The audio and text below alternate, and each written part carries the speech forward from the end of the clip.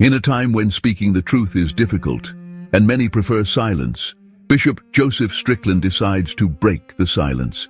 His voice rises where many are silent, and strongly denounces how Satan has found a foothold precisely in the void left by the voice of the shepherds.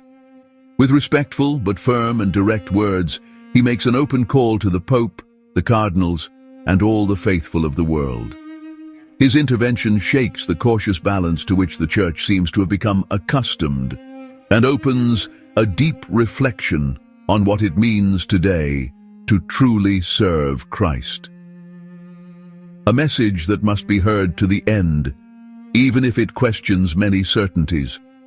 In a speech that has already generated strong reactions in the Catholic world, Bishop Strickland raises a warning sign about the spiritual condition of the Church, accusing a silence that, in his opinion, becomes complicity.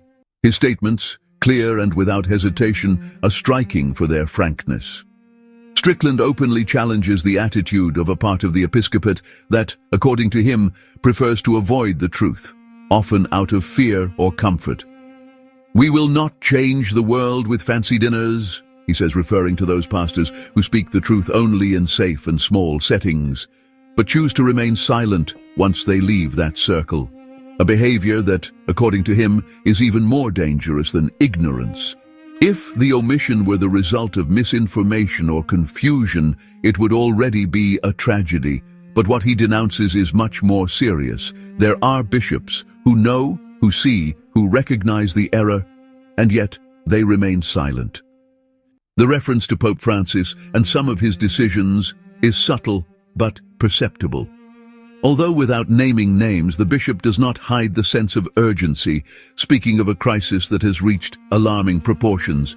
He even goes so far as to say that Satan has found a significant foothold in the silence of the shepherds, a resounding phrase that leaves no room for gentle interpretations.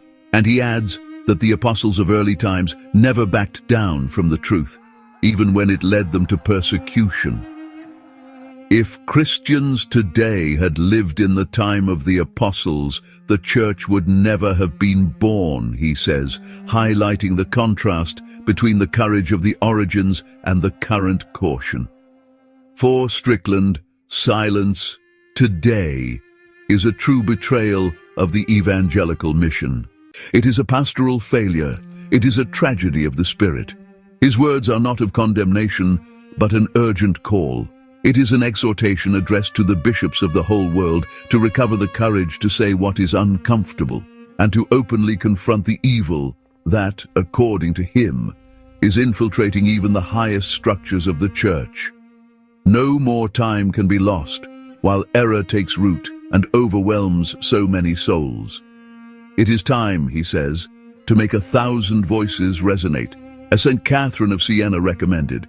It is time to be true apostles again, and not just cautious managers of silence. Strickland does not simply point fingers. He searches for the root causes of this stagnation, a fear that has silenced precisely those who should guide, protect, and defend the people of God. Today, the shepherds are silent, not because they do not know, but because they fear marginalization. They fear the judgment of the world. But, he says seriously, they do not fear the judgment of God enough. Here the bishop's tone changes. It becomes more intense, almost paternal, but no less determined. He does not seek consensus, but truth. And so he insists. It is no longer possible to remain in an ambiguous position. In his speech, Strickland speaks openly about the action of the evil one, and about the confusion that reigns today in the Church as a clear sign of this influence. It is evil that has silenced too many. It is evil that has extinguished the courage of public witness. Strong words, which paint the scene of a true spiritual battle underway, where silence is no longer neutrality but a choice, and often alliance with what destroys. The bishop clearly states that the current crisis cannot be reduced to simple pastoral changes or to new sensitivities. What is happening is much more radical. It is a direct attack on the faith, on the very foundations of the Christian message. It is not a question of ecclesiastical language or liturgical updates. For Strickland, what is at stake is the deep identity of the Church.